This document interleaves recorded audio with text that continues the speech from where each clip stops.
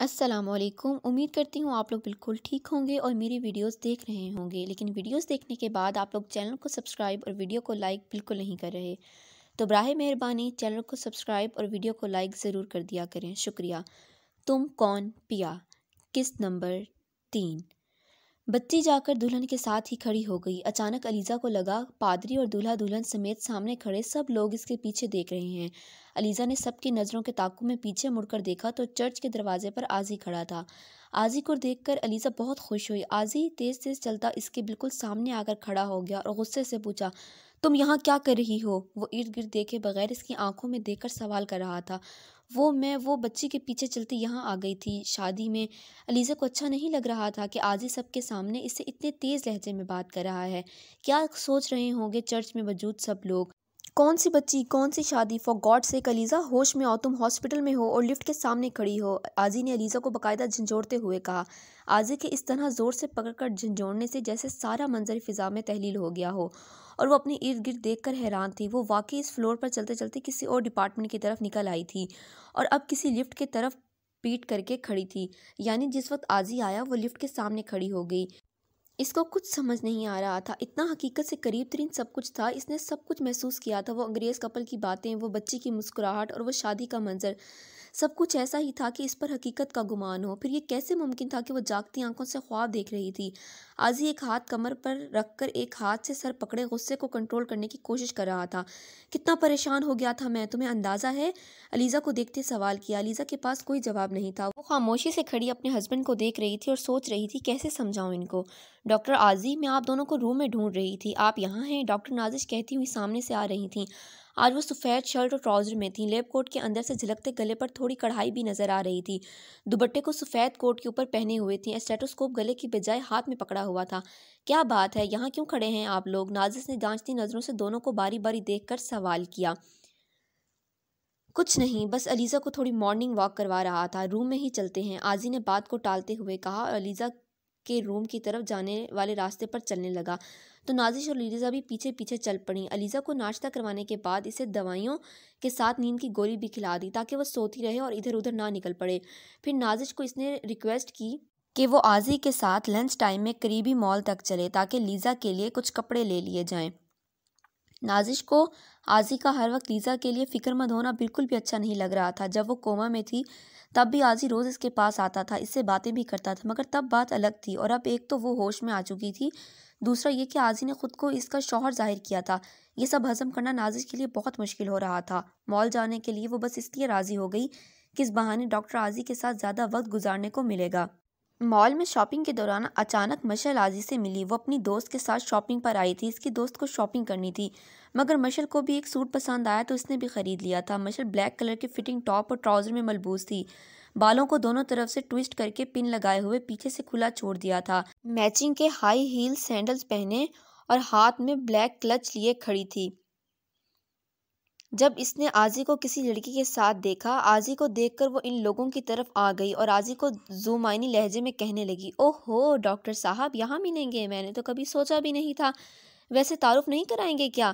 آضی جھنک گیا کیونکہ وہ سمجھ گیا تھا کہ وہ نازش کے ساتھ گرلز کے 2 سوٹ ہاتھ میں پکڑے ہوئے کھڑا تھا، تو مشعل ضرور نازش کو اس کی گرل فرینڈ سمجھ رہی ہوگی اور یہ سمجھ رہی ہوگی کہ وہ نازش کو شاپنگ کرانے لایا ہے۔ یہ میری بہت اچھی فرینڈ اور کولیگ ہے نازش، اور نازش یہ میری شرارتی سی کزن ہے مشعل۔ آضی نے دونوں کا تعارف کروایا، پھر جیسے ہی مشعل کی فرینڈ نے اسے بلایا، آضی بھی جلدی سے پیمنٹ کر کے باہر نکل گیا۔ پھر جب لنچ کرنے ایک ریسٹورنٹ میں بیٹھے تھے تو نازش نے وہ سوال کر ہی دیا جو اسے بے چین کر رہا تھا، پھر کیا سوچا ہے تم نے آضی؟ کیا لیزا کو اب سب کچھ بتا دو گے؟ کوہنیاں میز پر ٹکائے وہ ہاتھوں کو آپس میں پیوست کیے پورے دھیان سے آضی کو دیکھتے پوچھ رہی تھی، یہ سب اتنا آسان نہیں ہے نازش، اگر میں نے ابھی اسے بتایا کہ جس شخص کی وجہ سے وہ اس حال کو پہنچ گئی وہ تو اسے ڈس آن کر چکا ہے، تو سوچو ذرا، اسے پینک اٹیک آ سکتا ہے، وہ واپس کوما میں بھی جا سکتی ہے، میں اسے تھوڑا وقت دینا چاہتا ہوں کہ وہ سنبھل جائے۔ آضی نے میز پر رکھے کانٹے سے کھیلتے ہوئے اسی کو دیکھتے پرسوچ انداز میں جواب دیا، اب ہاسپٹل سے اسے ڈسچارج کیا جائے گا تو پھر اسے کہاں رکھو گے؟ تمہارے گھر والے تو اسے رکھنے پر راضی نہیں ہوں گے، جیسا کہ تم نے بتایا ہوا ہے تمہاری بی جان کو کرسچن لڑکیوں سے سخت چڑ ہے، گھر کے نوکر تک بھی وہ مسلمان ہی دیکھ کر رکھتی ہیں، ایسے میں تم اسے اپنے گھر تو نہیں لے جا سکتے، پھر کسی ہاسٹل میں رکھو گے کیا؟ نازش نے سوال پوچھتے سے یہ باور کرانے کی کوشش کی کہ اس کے گھر میں لیزا کے لیے کوئی جگہ نہیں ہے، لہٰذا لیزا کے لیے، وہ اگر کسی قسم کے جذبات محسوس کر بھی رہا ہے تو اس سب کو یہیں روک دے۔ ہاں، میرے گھر تو نہیں جا سکتی، نہ ہی میں لے جا رہا ہوں، ہاسٹل میں بھی نہیں رکھ سکتا، اس کی مینٹل کنڈیشن ابھی سٹیبل نہیں ہے، وہ چیزوں کو ہیلوسینیٹ کر رہی ہے، ایسے میں اسے اکیلا چھوڑنا بھی رسکی ہوگا۔ ویٹر کھانا سرو کر رہا تھا اور آزی نے کھانے کی اشیاء کو دیکھتے ہوئے اپنی بات مکمل کی، پھر نازش کو اشارے سے کھانے کو بولا، کیونکہ ٹائم پر ہاسپٹل پہنچنا تھا اور وہ لوگ اب لیٹ ہو رہے تھے۔ پھر کیا کرو گے آزی؟ نازش تو جیسے سب کچھ جان لینا چاہتی تھی۔ کچھ تو کرنا ہی پڑے گا، ویسے میرے فرینڈز ہیں، مطلب میاں بیوی دونوں ہی فرینڈز ہیں پرانے، ہم 5 لوگوں کا گروپ تھا، او لیول ہم نے ساتھ کیا تھا، ان میں سے 2 نے آپس میں شادی کر لی تھی، فرحات تو وکیل ہے اور فاریہ گائناکالوجسٹ ہے، مگر اب اس نے پریکٹس چھوڑ دی ہے تاکہ اپنے بچوں کو اور گھر کو زیادہ وقت دے سکے۔ اس بات پر میں نے فاریہ کے حق میں فرحات کو بہت سنایا تھا کہ یہ غلط ہے، اتنی محنت سے پڑھ لکھ کر انسان ڈاکٹر بنتا ہے، ایسے چھوڑنا نہیں چاہیے، مگر قدرت کے ہر فیصلے کے پیچھے مصلحت ہوتی ہے، اگر فاریہ ہاؤس وائف نہ بن گئی ہوتی تو میں وہاں لیزا کو چھوڑنے کا نہیں سوچتا، مگر اب وہ گھر پر ہی ہوتی ہے تو ان دونوں سے بات کر کے دیکھتا ہوں، وہاں لیزا محفوظ بھی رہے گی۔ آزی نے جواب دے کر فوراً ہی منچورین سے بھرا چمچ منہ میں ڈال لیا۔ نازی بھی اب خاموشی سے کھانے میں مصروف ہو گئی تھی۔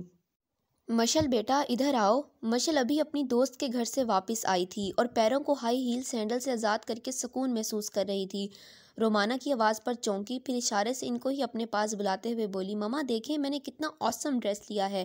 اپنی شاپنگ دکھاتے داد چاہی۔ رومانا چلتی ہوئی اس کے پاس آ کر صوفے پر بیٹھیں اور نظریں گھما کر ارد گرد دیکھا۔ کمرے میں کوئی ملازم اس وقت موجود نہیں تھا تو مسکرا کر مشل سے ڈریس اپنے ہاتھ میں لیا اور ستائشی نظروں سے دیکھتے بولی، واؤ بہت زبردست ہے۔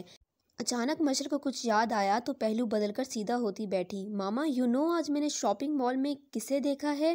کسے؟ رومانا نے تجسس سے ایک آئی برو اٹھاتے پوچھا۔ آزی کو، وہ بھی کسی لڑکی کے ساتھ، مشل نے آگے جھکتے بتایا۔ رومانا نے حیرت سے مشل کو دیکھتے پوچھا، کیا واقعی؟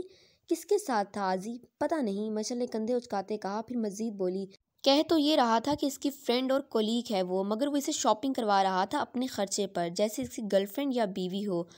رومانا نے پرسوچ انداز میں گہرا سانس لیا، پھر دوبارہ مشل کو اپنی طرف متوجہ کرتے بولی، مشی چھوڑو اس بات کو، ابھی میں تم سے بہت اہم بات کرنا چاہتی ہوں، کاشی کے بارے میں۔ مشل نے حیرانی سے رومانا کی طرف دیکھا۔ جی کہیے، کیا بات کرنی ہے آپ کو کاشان کے بارے میں؟ بیٹا تمہاری بی جان چاہتی ہیں کہ تمہارے جانے سے پہلے تمہاری اور کاشان کی منگنی کر دی جائے۔ انہوں نے ساری بات بی جان پر رکھ کر کہی تاکہ انکار کی گنجائش نہ رہے۔ وہ ایسے ہی ہر ایک کو اپنے مقصد میں استعمال کرنے میں مہارت رکھتی تھیں، کب کس کا نام لینا ہے اور اس کا کیا فائدہ ہوگا ان کو وہ اچھی طرح جانتی تھیں۔ بی جان، یہ بی جان کا پتہ نہیں، مگر آپ یہ ضرور چاہتی ہیں۔ اس کا مجھے اندازہ ہے، مشل بھی انہی کی بیٹی تھی، کیسے نہ سمجھتی؟ ہاں تو ٹھیک ہے، ہم بھی چاہتے ہیں ایسا، اور اس میں حرج ہی کیا ہے؟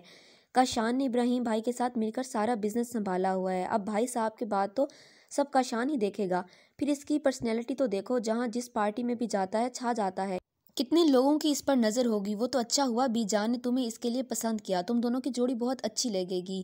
ماما کم تو آپ کی بیٹی بھی نہیں ہے، بالوں کو ایک ادا سے جھٹکا دیتے کہا، میری بیٹی تو لاکھوں میں ایک ہے۔ رومانا نے مشل کو گلے لگاتے کہا، اچھا سنو، کل جمشید صاحب کی اینیورسری پارٹی میں تم کوشش کرنا کہ زیادہ سے زیادہ کاشان کی نظروں کے سامنے رہو۔ رومانا نے بیٹی کو ہدایت دیتے کہا اور پھر جانے کے لیے اٹھ گئیں۔ جی ماما آپ فکر نہ کریں، مشل نے ہنستے ہوئے کہا اور پھر اپنے موبائل پر نوٹیفیکیشن چیک کرنے لگی۔ رات کو آزی علیزہ سے ملنے آیا تو کپڑوں کا پوچھا جو اس نے نرس کے ہاتھ بھجوائے تھے۔ بہت اچھے ہیں، مگر یہ تو نئے لگ رہے ہیں، آپ میرے پرانے کپڑے ہی لے آتے گھر سے، گھر ہی تو جانا ہے، اتنی تیاری کی کیا ضرورت ہے؟ اس نے شرماتے ہوئے پوچھا۔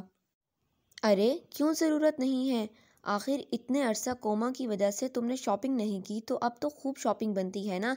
ابھی تو میں بس 2 سوٹ لایا تھا، باقی تمہیں لے کر جاؤں گا، تم اپنی مرضی سے خریدنا۔ آزی نے مسکرا کر بڑی ہوشیاری سے بات کو سنبھالا، مگر اسے یہ سمجھ آ گئی کہ لیزا اتنی معصوم بھی نہیں ہے جتنا وہ اسے سمجھ رہا تھا، بلکہ وہ چیزوں پر غور و فکر کرنے لگی ہے۔ اچھا سنو، اب مجھے گھر جانا ہے، دیکھو کل سے انہی کپڑوں میں ہاسپٹل میں گھوم رہا ہوں۔ یار تمہارے شوہر کی بھی کچھ پرسنالٹی ہے، کچھ تو خیال کرو، سب لوگ کیا سوچیں گے میرے بارے میں؟ آزی نے اپنی شرٹ پکڑے معصومیت سے کہا تو علیزہ کو ہنسی آ گئی۔ ہنستے ہوئے اس کی ہری کان جیسی آنکھیں اور بھی چمک رہی تھیں۔ آزی سے دیکھے گیا، جائیں جائیں میں نے کب روکا ہے، مجھے بھی اندازہ ہے کل سے آپ کو صحیح سے ریسٹ بھی نہیں ملا، مگر ایک بات پوچھنی تھی آپ سے، اگر برا نہ مانے تو؟ ہنستے ہنستے پھر رک کر آزی کی طرف دیکھ کر کہا، ہاں پوچھو۔ आजी का दिल ज़ोर ज़ोर से धड़कने लगा कि अब वो क्या पूछने वाली है। क्या हम कभी न्यूयॉर्क गए हैं? इसके सवाल पर आजी की आंखों के पर्दे पर एक सीन उभरा। आजी अपने दोस्तों के साथ बैठा था। इसका दोस्त कह रहा था, ये न्यूयॉर्क की बेहतरीन कॉफ़ी शॉप है। वेट्रेस कॉफ़ी सर्व कर रही थी कि आजी की शर्ट पर कॉफ़ी गिर गई। वो एकदम खड़ा हुआ तो waitress sorry sir, I am really sorry कहती परेशानी से इसकी शर्ट पर लगे दाग को देखने लगी। इसी वक्त मैनेजर भी वहां आ गया और आजी को सॉरी करते इस वेट्रेस को डांटने लगा। आजी के दोस्त भी वेट्रेस पर गुस्सा करने लगे तो आजी ने हाथ के इशारे से इन सबको रोक दिया। वो ग्रीन आंखों वाली वेट्रेस को देख रहा था जिसकी आंखों में नमी उतर आई थी। आजी कहाँ खो गए? अलीज़ा की आवाज़ पर वो चौंक कर इसे देखने लगा। अब वो वेट्रेस के लिबास की जगह हॉस्पिटल के मरीजों वाले मखसूस लिबास में थी और सवाली निगाहों से इसे देख रही थी। लाइक एंड सब्सक्राइब लाजमी कर दीजिएगा। शुक्रिया।